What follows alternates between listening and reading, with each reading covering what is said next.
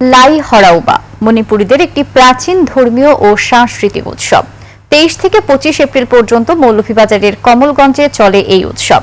বাংলাদেশ ছাড়া উৎসবে অংশ নেন ভারতের মণিপুর থেকে আগত পুরোহিত, নৃত্যশিল্পী, সাংস্কৃতিক সংগঠকেরা। মৌলভীবাজার প্রতিনিধি বিকুল চক্রবর্তীর তথ্য ছবিতে দেখুন ডেস্ক রিপোর্ট। মৌলভীবাজার কমলগঞ্জে বিভিন্ন আচার অনুষ্ঠানের মধ্য দিয়ে শেষ হয়েছে 3 দিনব্যাপী মণিপুরী মৈতৈ সম্প্রদায়ের সবচেয়ে প্রাচীন উৎসব লাই হরাওবা, যেখানে অংশগ্রহণ করেছেন বাংলাদেশ ছাড়াও ভারতের মণিপুর থেকে আগত পুরোহিত, নৃত্যশিল্পী, সাংস্কৃতিক সংগঠক। আর এতে সহায়তা করছে ইউনেস্কো বাংলাদেশ, যা উপভোগ করতে দেশের বিভিন্ন প্রান্ত থেকে সমবেত হন হাজারো মানুষ। লাই শব্দের অর্থ ঈশ্বর, হরাওবা অর্থ আনন্দ এবং জাগই অর্থ নৃত্য, অর্থাৎ নাচ গানের মাধ্যমে ঈশ্বরকে আনন্দ দান করাই হচ্ছে লাই হরাওবা। মৌলভীবাজার কমলগঞ্জ উপজেলার আদমপুর ইউনিয়নের তেতুইগাঁও গ্রামের মণিপুরী কালচারাল কমপ্লেক্স প্রাঙ্গণে বুধবার বিকেল থেকে উৎসব শুরু হয়, যা শেষ হয় 25 এপ্রিল রাতে।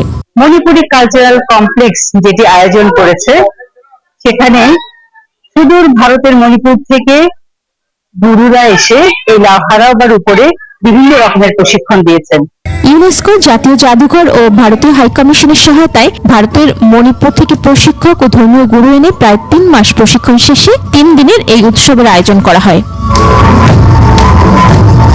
সারা বাংলাদেশে যত রকম আমাদের অমূর্ত সাংস্কৃতিক চর্চা আছে, সেটার ইনভেন্টরি আমরা তৈরি করেছি।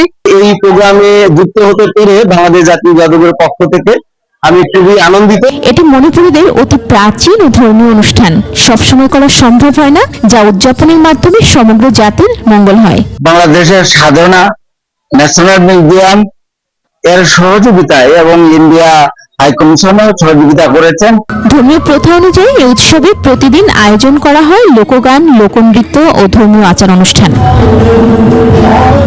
মহিমা পলি, ডেস্ক রিপোর্ট, 21 টেলিভিশন।